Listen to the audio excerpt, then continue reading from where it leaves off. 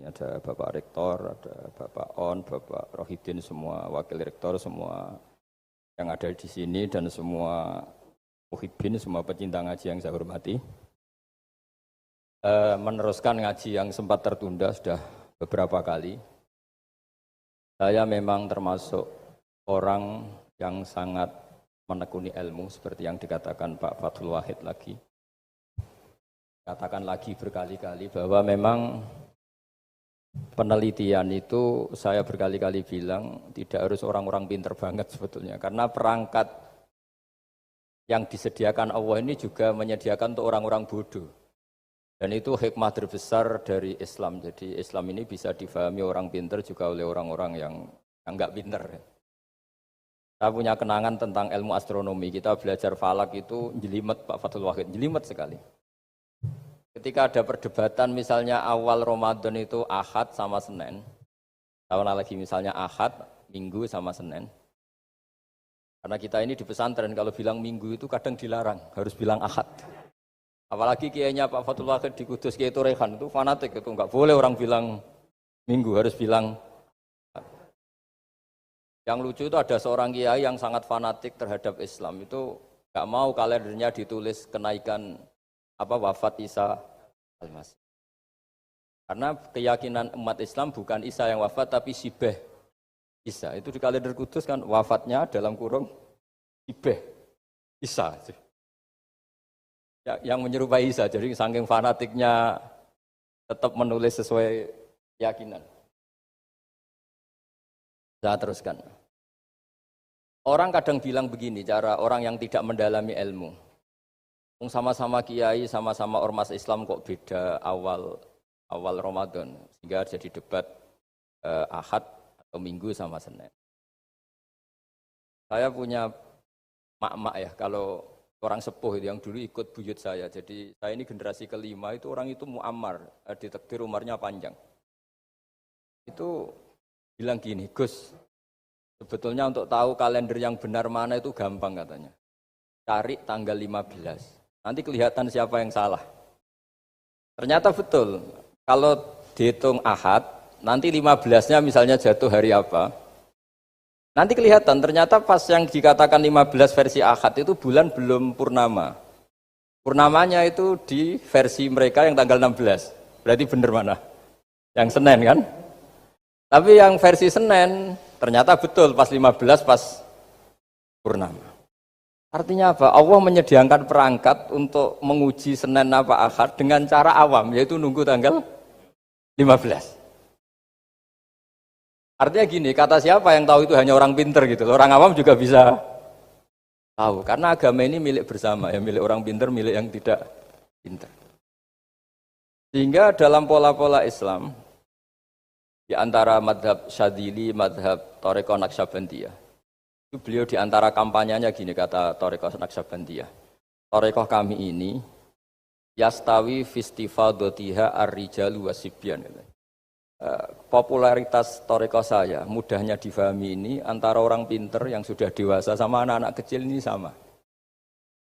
Kenapa demikian? Kalau dalam filosofi kebenaran itu ada pepatah fa innal haqqa adharu min syamsidz dhahirah. Kebenaran itu lebih jelas ketimbang matahari di siang hari.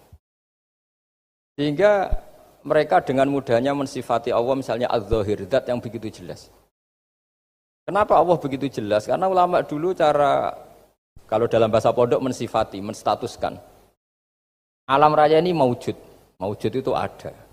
Di mana-mana sesuatu yang ada itu ya diciptakan oleh yang ada. Masa tidak ada kok menciptakan yang ada. Sehingga mereka tidak pernah tertarik sama faham komunis, ateis, bahwa alam ini dimulai dari ketiadaan. Pertanyaannya adalah bagaimana sesuatu yang tiada menyebabkan yang ada. Jika ulama dulu pinter, sifat wajib itu apa? Wujud. Karena alam raya ini kadung wujud, kadung maujudat, maka Allah harus wujud. Berhubung wujudnya Allah itu wujud penyebab, harus qadim atau harus awal. Masa penyebab datangnya terlambat dulu yang jadi efek dari penyebab itu. Sehingga mereka dengan gampangnya mensifati Allah az-zahir, zat yang begitu jelas. Jika Imam Sibawayh ahli nahwu itu juga mengenali Allah lewat teori nahwu. Beliau bilang Allah itu siapa? Allahu a'raful ma'arif, zat yang paling mudah dikenali. Nah, sehingga tadi seperti yang dikatakan Pak Rektor, sebetulnya perangkat ilmu seperti tadi menemukan bulan itu diantaranya ditemukan kalau bulan tuh nggak rata itu ya lewat teori gambar karena sekian jarak punya akibat sekian punya. Misalnya kita melihat gunung kelihatannya indah, padahal di situ ya ada lubangnya, ada pohon yang tertebang, ada pemandangan yang nggak indah. Tapi gara-gara dilihat dari jauh semuanya indah. Maka disarankan orang yang baru nggak suka istrinya terus melihat dari jauh, tinggal minggat lah kira-kira. Kalau ditinggal minggat 2 bulan itu mesti cinta lagi itu. Kan fungsinya baru kelihatan itu. Tapi kalau dekat terus tuh mesti sama neknya lah kira-kira gitu, sama mangkelnya. Sehingga itu ya dipakai teori juga dalam silaturahim. Di agama terkenal ada pepatah zuruhiban tasdad hubban. Jadi ya jangan sering ketemu, nanti kamu gampang cinta. Kalau sering ketemu ya gampang bosen lah kira-kira seperti itu. Nah, kemudian teori-teori awam ini dikembangkan. Yang awam, jadi dulu orang menemukan matahari itu besarnya kayak apa, rembulan besarnya seberapa, itu dilihat setiap kita melihat mobil, itu jarak 1 kilo masih kelihatan sekian meter. Nanti kalau 2 kilo berkurang sekian senti, kalau 3 kilo berkurang sekian senti, terus dikalikan ya kira-kira seperti itu. Kalau rembulan masih kelihatan segede itu berarti kali sekian pengurangan tadi, terus ditemukan. Makanya kita Pak Fathul Wahid yang di pesantren, yang memang serius ngaji, itu di situ ada ilmu falak, itu ditemukan sebelum ada teknologi. Jadi kita tahu gerhana itu lamanya berapa, terus yang kena gerhana sisi mana, terus itu dihitung. Karena dari dulu sains, ilmu itu di atas teknologi. Jadi kalau keyakinan kita di pesantren, teknologi itu hanya menyumbang nggak sampai 30%. Jadi orang bisa menemukan pesawat misalnya itu karena melempar batu, kalau masih ada tekanan batu itu tidak akan jatuh. Padahal batu itu tidak ada mesinnya, asal ada tekanan dia tidak jatuh. Terus dihitung, kecepatan berapa yang menjamin sesuai itu tidak jatuh. Hanya ditemukan pesawat, meskipun mau landing harus tetap banter, karena kalau tidak banter jatuh. Itu dihitung, artinya dari sains dulu, baru ditemukan teknologinya untuk gimana supaya tetap kecepatan sekian itu ketika mau landing. Nggak boleh pesawat direm, kalau direm ya jatuh karena tadi seperti batu dilempar dia nggak jatuh ya kalau masih ada tekanan. Sehingga instrumen itu ditemukan juga di bab tauhid. Saya punya kitab namanya Hasyiatut Turmusi, dikarang ulama top Indonesia namanya Syekh Mahfud At-Turmusi. Itu beliau cerita Imam Al-Amudi itu ulama top. Tapi dia itu unik, tiap ngajar santrinya itu ngajar matematika. Ngajar ilmu eksak. Terus ditanya, sampai muridnya itu ragu, ini guruku masuk surga enggak, ini kiai kok hanya ngajar matematika. Ya kira-kira ngajar, ya seperti mahasiswa jenengan kan, ini rektor masuk surga enggak, ngomong teknik terus gitu loh. Tapi gurunya kayaknya enggak terima, diudhoni santrinya itu enggak terima, karena beliau seorang wali. Murid-muridnya itu bermimpi. Ini penting saya ceritakan, mungkin agak aneh di dunia kampus ya, di bab ini. Kalau dalam teori kita, Pak On itu, mimpi sama nyata, melihat itu otoritatif mimpi. Ini yang agak aneh di ilmu pesantren. Jadi melihat jenengan langsung dengan mimpi itu otoritatif mimpi. Karena mimpi, ru'yal mukmin dijamin oleh Rasulullah sama dengan 46 juz'un minan nubuwah. Jadi persennya itu besar sekali, 46%. Dari juz'un minan nubuwah, otoritatifnya. Nah tentu tidur yang benar. Logikanya gini, kata-kata kitab-kitab menjelaskan. Orang kalau melihat langsung itu pasti terpengaruhi oleh cinta atau tidak cinta, senang atau tidak senang, sedang butuh apa enggak. Jadi kalau saya sedang butuh dengan Pak Rektor itu melihatnya dengan penuh harapan. Jadi kalau saya sakit mau mati itu senang lihat dokter karena ini harapan, Rektor nggak ngefek gitu kan gitu. Tapi kalau saya politikus, ngelihat ketua partai itu lebih respect ketimbang melihat dokter. Jadi gara-gara banyak kepentingan ini melihat itu nggak pernah jujur itu, nggak pernah jujur. Jadi kebodohan manusia justru karena melihat itu kalau dalam teori kita. Makanya kalau dalam teori pesantren itu kebalik, anna sunyamun wa idza matu intabahu. Manusia itu hakikatnya tidur, baru setelah mati bangun. Misalnya kita di dunia nganggap uang itu penting, harta itu penting, jabatan penting. Setelah kita mati ternyata yang paling penting itu hanya sujud. Karena kamu itu kenangan ketemu Allah terbaik itu sujud. Yang kita anggap penting di dunia semuanya tidak penting. Yang kita anggap sepele kayak sholat ternyata itu super Penting, tapi sadar itu nunggu nanti di akhirat. Ya, saya ini termasuk syukur yang sadar sebelum sampai akhirat. Jadi termasuk orang yang beruntung lah gitu. Nah, kenapa mimpi itu begitu penting? Karena tadi ketika orang tidur itu off semua, sistem sarafnya, sistem apanya. Yang ada hanya pengendalian Tuhan. Karena dia tidak bisa mengendalikan dirinya sendiri. Apalagi kalau tidurnya benar ya tentu pakai wudhu, terus pakai doa-doa, terus menghadap kayak mayit itulah, standar mayit itu menghadap ke kiblat kayak posisi mayit itu. Jika dia ada intervensi pada dirinya sendiri, ya tidak punya keinginan dari dirinya sendiri. Kamu kan nggak bisa ingin, wah tidur ingin ketemu wanita cantik kan tidak bisa nentukan gitu.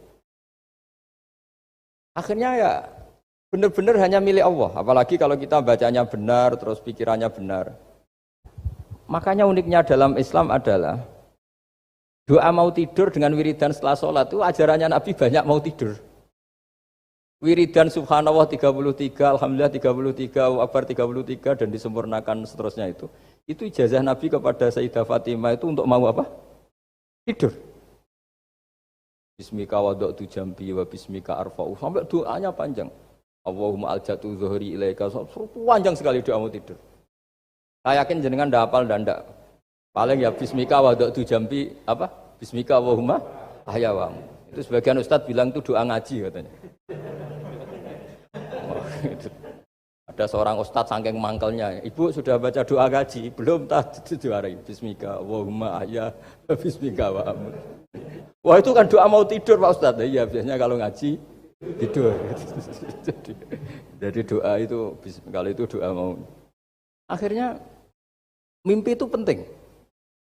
Karena di situ manusia nggak punya nafsu, nggak punya keinginan. Sehingga yang ada itu, kata Nabi itu, ada sittatun wa arba'una juz'an minan nubuwah. Sehingga dulu itu, mimpi itu jadi sarana betul. Kita tahu kan cerita orang-orang dulu, Fir'aun itu kurang jahatnya, kurang kelirunya. Dia mimpi ada api dari Bani Israel yang membakar kerajaannya.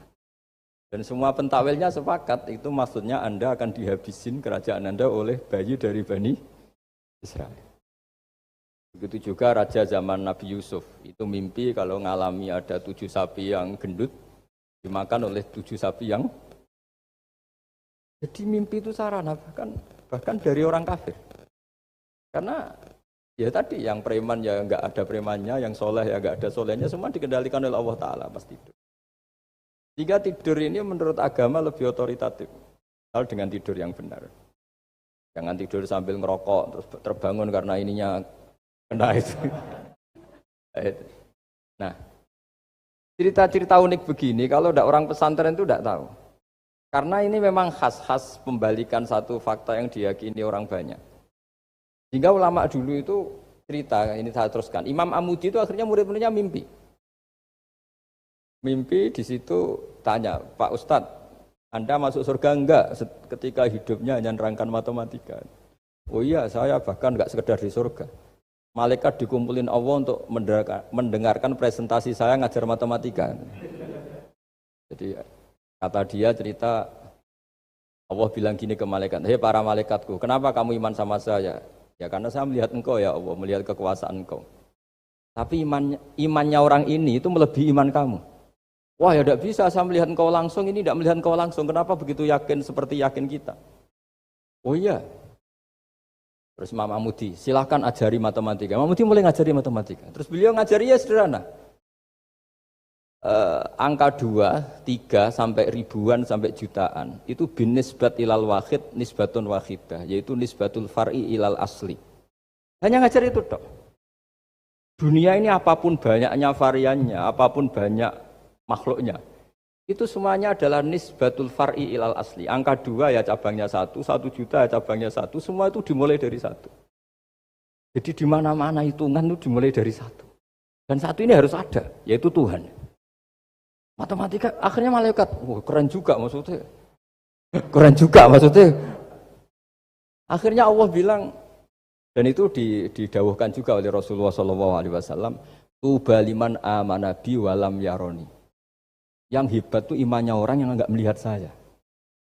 Makanya masyhur itu, malaikat ditanya Allah, siapa iman yang paling kuat? Ya kita, karena melihat engkau langsung ya Allah. Para nabi, Terus tapi yang dari sekian pertanyaan itu jawab sama. Yang paling ajaib adalah umat-umat Muhammad di akhir zaman nggak menangi nabinya, juga nggak pernah lihat surga neraka, tapi iman sama saya. Dan mereka punya cara untuk imannya itu berkualitas sama dengan kamu para malaikat. Nah, di antaranya dengan cara logika tadi yang saya utarakan tadi. Am khuliqu min ghairi syai'in am humul khaliqun. Kalau alam raya ini wujud, maka penyebabnya harus sesuatu yang wujud. Masa sesuatu yang enggak wujud menyebabkan yang wujud. Kalau angka 10 ada, 1 juta ada, pasti dimulai angka 1. Makanya nisbatus naini wal arba'ah ila ma la nihayatalaha itu semuanya nisbatul far'i ilal asli. Semua angka berapapun jumlahnya itu binisbat ilal wahid adalah nisbatul far'i ilal asli. Itu cara-cara, makanya tadi kajian ilmu itu tidak ada habis-habis. Makanya perasaan saya itu kemungkinan orang Islam jadi ateis itu kecil, Pak Fathul Wahid. Saya punya kitab, ini saya ulang lagi, kitab calon wali. Kenapa saya sering cerita wali? Kalau di kampus itu kan orang inginnya ya jadi dekan, jadi rektor, atau jadi menteri lah kira-kira gitu. Kalau di pesantren orang itu cita-citanya satu, ingin jadi wali. Ya supaya majelis ini barokah, saya tidak perlu cerita dunia kampus. Kalau ceritakan corong Jawa nguyai segoro lah. Bongso keinginan gitu kan tidak selera saya, juga ada dunia saya. Supaya sampai dapat ilmu ya saya cerita dunia. Itu kitab, saya punya kitab calon wali lah kira-kira, atau wali sudah wali top, namanya kitab Tasbidul Fuad, karangannya Sayyid Abdul Haddad. Itu beliau cerita, di antara ceritanya itu unik, kata beliau begini, saya itu tidak khawatir orang Islam jadi murtad, apalagi jadi ateis, karena kalimat la ilaha illallah itu sahlatun qoribah, kalimat yang mudah sekali. Sehingga saya tidak khawatir orang Islam yang ketemu orang ateis, ketemu orang macam-macam. Asal diajari kalimat ini secara benar. Terus beliau cerita, yang saya takut tuh mereka masalah perempuan dan harta. Kalau iman kayaknya enggak. Singkat cerita ya itu di kitab seperti itu. Singkat cerita saya ketemu banyak orang yang kuliah di McGill atau kuliah di Amerika, di Jerman, mungkin di Norwegia, di mana-mana, di Australia. Dan ketemu teman-teman yang di Korea Selatan juga. Mereka itu orang kebanyakan yang nyuwun sewu enggak keluarga kiai, tapi mereka enggak ada yang enggak tetap iman. Ketika saya tanya, kenapa Anda tetap iman? Padahal ada beberapa negara yang lebih stabil, lebih makmur dibanding negara yang mengklaim sebagai negara Islam. Itu cara berpikir ya sederhana.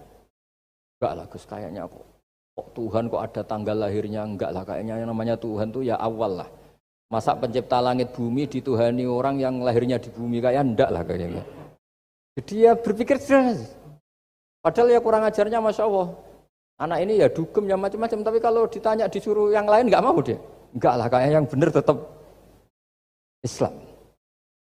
Karena kalimat ini, yaitu tadi eksistensi Tuhan, tadi eksistensi Allah itu.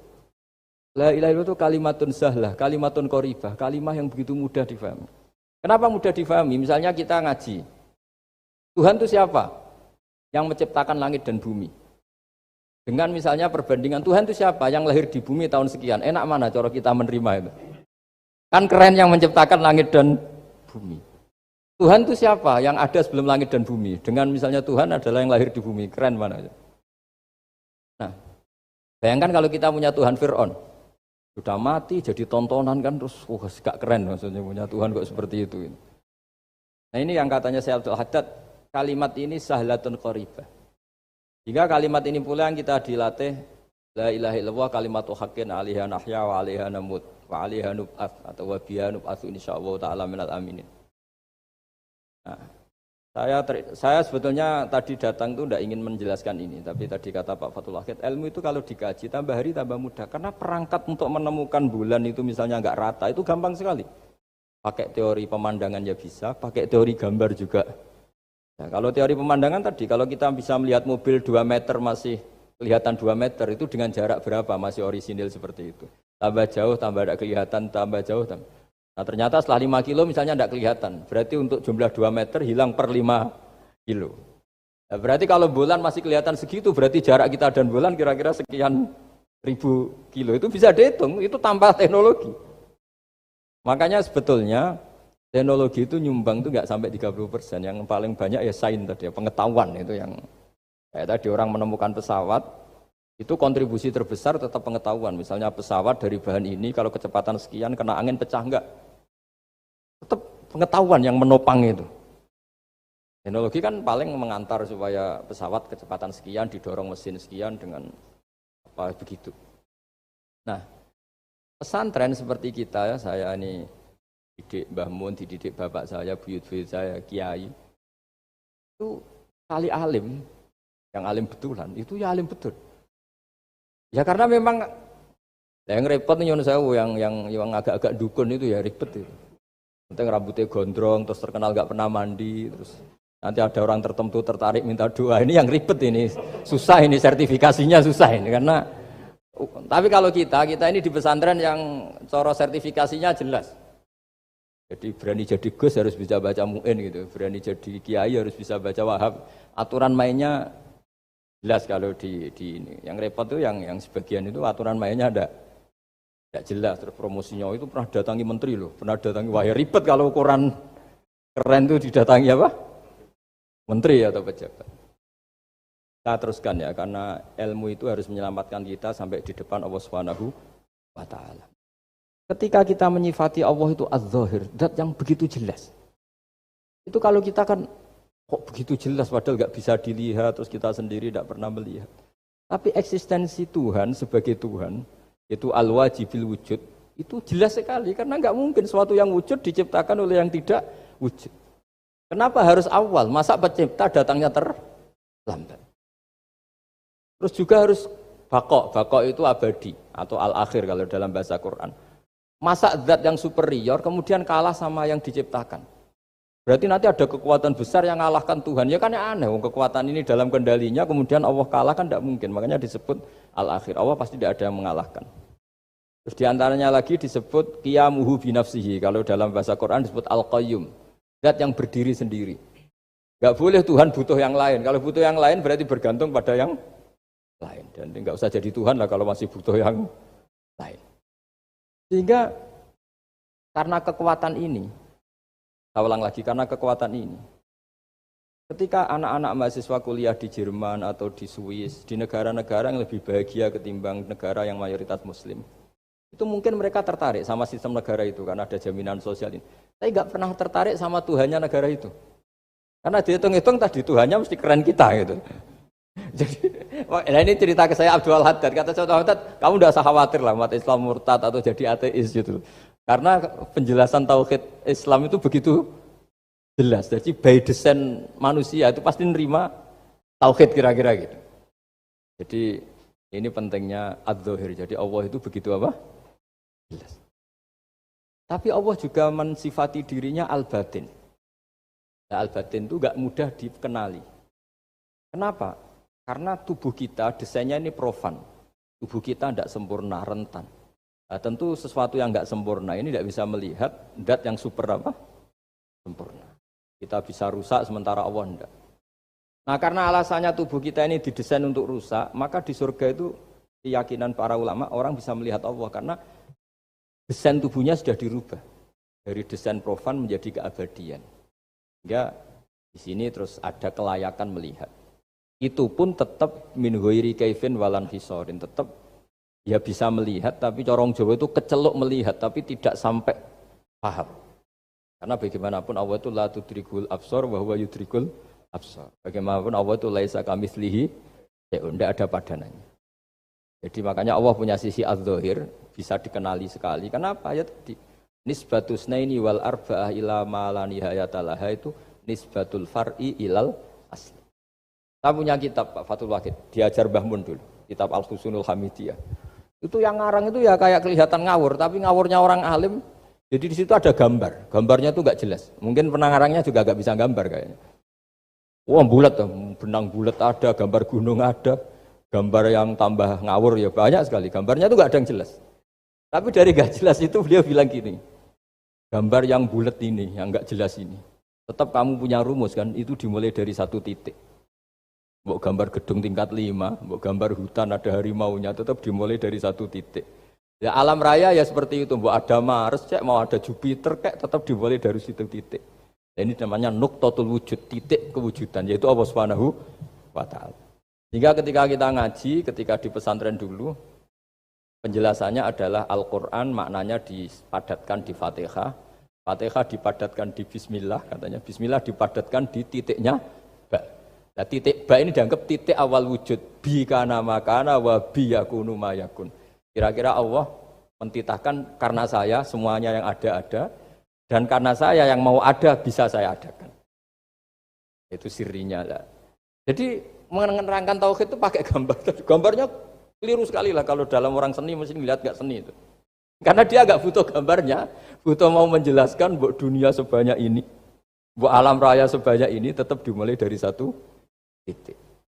Nah, sehingga di sini ada tauhid qul huwallahu ahad, Allahus samad, seterusnya. Nah, saya mohon lewat penjelasan ini ya, baik orang yang ahli teknik maupun ahli medis, ahli apa saja, tolong latihlah memberi penjelasan yang mudah. Jika agama ini mudah dicerna. Sehingga kalau ini dijelaskan cara mudah beragama itu jadi gampang. Makanya ciri utama agamanya orang-orang baik itu satu.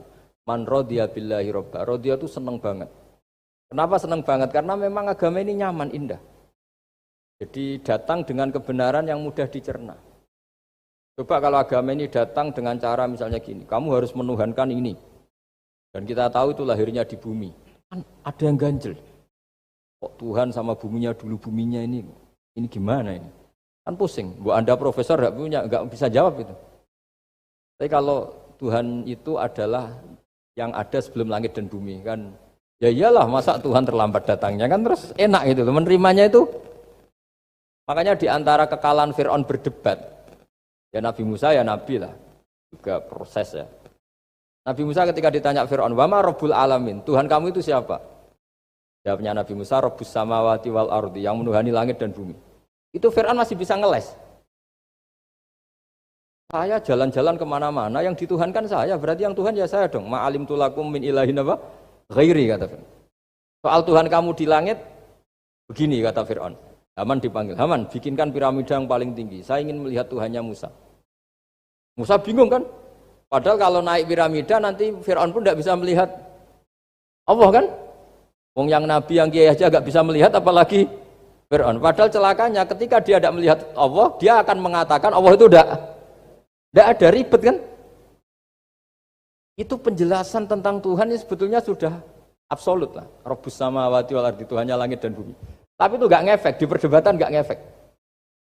Yang ngefek adalah ketika Musa bilang gini, Rabbukum wa rabbu abaikumul awwalin. Yang nuhani buyutem. Wah kaget pengawal-pengawalnya langsung do iman meskipun secara siron, secara rahasia. Iya, nah, Quran pangeran berarti buyutnya rada pangeran. Kan pangerannya putu nih, berarti buyutnya wah ribet kan? Ya kalau Fir'aun Tuhan, bapaknya tambah Tuhan kan, mbahnya, buyutnya. Akhirnya kata pengawal Quran, geblek tenan Fir'aun. Artinya apa? Kadang argumentasi yang sudah benar, yaitu Tuhannya langit dan bumi kan ya benar lah. Tapi itu tidak ngefek, di perdebatan tidak ngefek. Yang ngefek adalah ketika Rabbukum wa rabbu abaikumul awwalin, yang nuhani nenek moyang kamu. Orang mulai mikir, kalau Fir'aun itu Tuhan, lalu nenek moyangnya Tuhannya siapa? Jadi ini seninya, makanya di antara syarat Nabi, jadi Nabi itu sidik, amanat, tabligh, fatona. Fatona itu ada kecerdasan. Dulu Nabi ya sering dibully, jangan kira Nabi itu enggak sering dibully, sering juga Pak Rektor. Jadi ada unta itu kena kudis. Kudis itu ya jenis penyakit menular lah. Nabi dengan teori tawakalnya, Nabi itu punya dua teori, kadang pakai teori tawakalnya, kadang pakai teori preventif. Makanya Nabi pernah ngendikan kalau ada penyakit menular di situ, kamu jangan di situ. Itu pakai teori preventif. Tapi kadang Nabi pakai teori tawakal. Nabi menghentikan la adwa wala tiarota. Tidak ada penyakit menular. Terus orang-orang yang ya usil lah kira-kira gitu. Ada unta kena kudis dijejerkan yang waras. Ternyata yang waras ikut kudisen lah, ikut sakit. Menang orang ini. Ya Rasulullah ini saya jejerkan ternyata yang enggak tertular jadi tertular. Padahal engkau bilang enggak ada penyakit menular. Nabi jawabnya lucu. Paman a'dal awwalah. Kalau yang pertama ini tertular siapa? Dia dikira Nabi itu kalah karena melihat unta yang kedua. Ternyata Nabi enggak, ketika dipanggil ya Rasulullah ini unta agak gudikan, tak jejerkan yang kudisen, ternyata ikut kudisen. Berarti penyakit itu menular. Tapi Nabi jawabannya faman a'dal awal. Lalu yang kena penyakit pertama tertular oleh siapa? Wah itu asli dari Allah. Ya maksud saya seperti itu kata Nabi. Nah itu yang dikatakan fatona. Jadi Nabi itu harus punya sifat apa? Fatona. Karena dengan kecerdasan itu Nabi bisa berargumentasi. Kayak tadi. Ketika Fir'aun dikatakan Allah yang menuhani langit dan bumi, Fir'aun masih mengklaim dia Tuhan. Karena di mana-mana dia dituhankan. Saya ketika diingatkan bahwa kamu anak seorang manusia, punya bapak, punya kakek, punya buyut, punya canggah kalau bahasa Jawa. Lalu kalau kamu yang Tuhan, dan Tuhan dimulai Anda, lalu mbah-mbah kamu Tuhannya siapa? Gak bisa jawab kan? Akhirnya banyak punggawa yang saat itu iman. Jadi iman itu bisa menghunjam kepada siapa saja termasuk yang orang-orang topnya Fir'aun. Sehingga ketika Fir'aun rapat Musa harus dibunuh besok, tangkap besok. Bagian mereka itu membocorkan informasi itu. Datang ke Musa, tadi malam kita ikut rapat, keputusannya Anda dibunuh, maka larilah kamu. Itu barokahnya iman. Artinya ya karena logika Musa lebih masuk akal, ya mereka lebih percaya sama Musa. Gara-gara profesi ya tetap kerja, dan yang mulai ribet dunia. Ya mulai ribet jadi. Makanya kamu jangan tanya, kaifa hukmul mukmin sing yukhfi imanahu, bagaimana hukumnya orang mukmin yang menyembunyikan imannya demi aman. Ya tidak usah kamu jawab, kalau kamu jawab boleh ini kok kayak pecundang, kamu jawab haram, pernah terjadi itu. Wa qala rajulun mu'minum min ali fir'auna yaktumu imana. Ini khazanah ya, jadi saya mohon mengkaji Islam itu harus dengan sisi-sisi yang bisa difahami orang pinter juga orang bodoh. Kata Imam Ghazali banyak itu, karena hadatin itu harus difahami orang pinter juga orang bodoh. Terus contoh yang paling populer tentu sering saya utarakan masalah iddah. Iddahnya orang terceraikan itu 3 kali masa suci. Kalau menurut Abu Hanifah 3 kali masa haid. Orang pinter tahulah kalau perempuan sedang haid, menstruasi pasti sedang tidak hamil.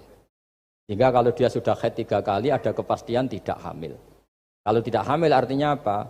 Gak ada sperma dari zaut awal, suami pertama yang jadi anak dia. Padahal tujuan iddah adalah nanti kalau di hubungan suami istri sama suami kedua, jelas anaknya suami kedua. Tapi kalau andai kan tidak ada iddah kan, malam hubungan suami istri, pagi bentrok cerai, terus kawin. Kumpul suami istri lagi, terus nanti anaknya itu anaknya siapa? Kan nggak jelas. Kalau sampean bisa klaim lewat DNA juga mungkin secara ilmu objektif Pak Rektor. Masalahnya juga bisa disuap kan? Saya sering dibantah orang-orang itu. Wah Gus DNA itu otoritatif karena gini-gini nggak mungkin bohong kamu. Ya DNA-nya nggak bohong, pegawainya bisa disuap kan? Kayak nggak tahu manusia apa nggak tahu Indonesia nggak tahu terus. Itu yang sensitif itu, yang mulai wilayah sensitif itu. Kayak gak tahu manusia apa kayak gak tahu Indonesia? Manusia aja ya sudah. Berarti Anda sangat nasionalis. Jadi ribet kan? Maka dianjurkan ada iddah. Dengan iddah selesai berarti benar-benar perempuan ini baru atur rohmi, rahimnya steril dari unsur mani, daud, wal. Dan kalau 3 kali masa suci itu artinya apa? Kira-kira 3 bulan. Kira-kira ya, wal mutallaqatu yatarabbasna bi anfusina salah satu apa? Pertanyaannya kalau 3 bulan, andai kan tidak pakai teori ilmiah, menstruasi itu sudah teori ilmiah. Ada yang tanya ke saya, Gus kenapa harus sampai 3 kali, padahal menstruasi pertama pasti sudah ada hamil. Saya jawab, menstruasi pertama itu namanya keluar darah. Nggak ada jaminan kalau itu haid, bisa saja keluar darah karena kaget, karena kecelakaan, karena apa. Sehingga kalau misalnya perempuan diceraikan, Gus saya sudah haid. Yang jamin kalau itu haid siapa? Maksudnya keluar darah dengan makna tidak hamil. Bisa saja keluar darah kali ini faktor kaget ya, atau faktor kecelakaan. Tapi kalau sampai 3 bulan, karena per bulan haid sekali, itu meskipun haidnya keliru. Haid keliru itu misalnya sebetulnya itu enggak darah haid, tapi darah penyakit, istikhathah. Kan tetap kelihatan, masa 3 bulan enggak bleeding Joro Jawa? Kan mesti bentuknya tubuh sudah berubah. Artinya kata ulama-ulama, agama ini nggak bisa hanya mengacu ilmu. Kalau mengacu ilmu haid sekali sudah cukup. Tapi kenapa harus 3 kali? Karena 3 kali orang awam tahu semua kalau itu sedang hamil atau tidak hamil. 3 bulan dari dicerai kan kelihatan kalau hamil ya bentuk tubuhnya sudah rubah, kalau enggak Intinya agama ini harus agama yang mudah difahami orang pinter, juga difahami orang yang tidak pinter. Kayak tadi bulan tadi, saya juga gak ngira kalau orang goblok jadi pinter itu. Jadi ini cerita ya. Jadi supaya kita meskipun di lembaga kampus, di lembaga modern, jangan lupa tradisi-tradisi kebodohan ya diabadikan lah kira-kira itu. Karena bodoh kadang ya penting. Makanya kalau cerita di dunia wali itu kaca, Anda boleh gak nerima cerita ini, tapi Anda harus percaya kalau kekuasaan Allah itu tidak terbatas. Kenapa orang Madura begitu mencintai kiai? Sebetulnya niatnya ya agak baik, tapi ya baik, nggak baik tapi baik.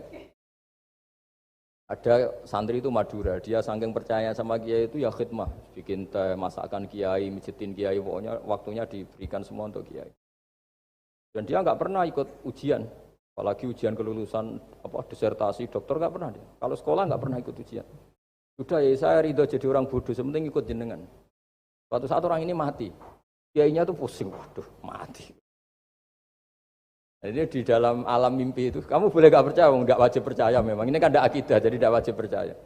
Ditanya sama malaikat, Marabbuka, Tuhan kamu siapa? Jawabannya lucu, malaikat kamu itu gimana? Gimana-mana tanya sama orang pinter, orang bodoh kok kamu tanya? Pusing kan malaikatnya.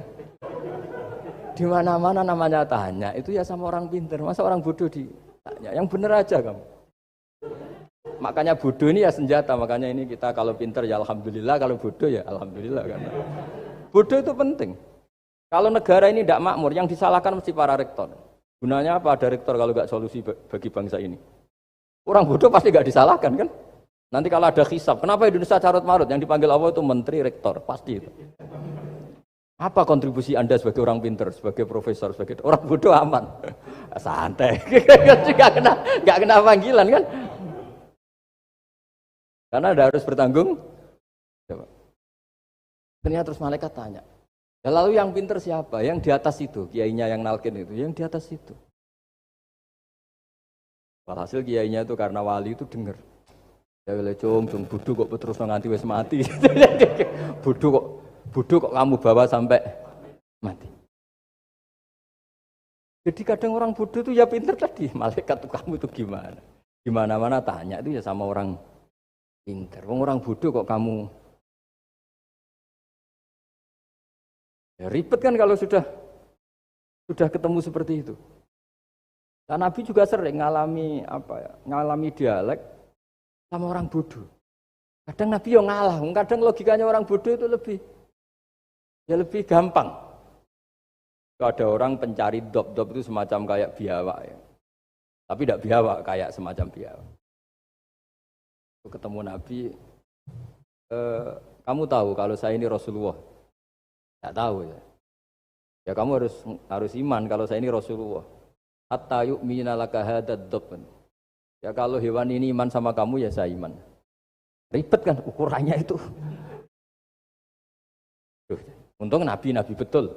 Terus Nabi tanya, Dop, kamu tahu kalau saya Rasulullah? Terus Dopnya saat itu bisa bicara, asyhadu annaka Rasulullah, terus baru iman. Imannya tanya, kenapa kamu iman sama Rasulullah? Hewan aja tahu kalau dia Nabi, apalagi manusia. Sehingga di masyhur itu di acara-acara kita kalau wadhabbu wal ghazalah yasyadani laka bir risalah itu wadhabbu wal ghazalah yasyadani laka bir risalah. Sehingga kekeliruan kita, saya sering ngomong di mana-mana, matur di mana-mana. Masyarakat Indonesia mayoritasnya tetap yang enggak pinter. Orang Islam mayoritas yang enggak pinter. Lalu orang enggak pinter ini diabaikan sehingga mereka enggak jadi energi yang luar biasa untuk mengawal Islam, untuk mengawal Indonesia. Itu keliru menurut saya. Menurut saya orang-orang yang enggak pinter pun itu punya nurani.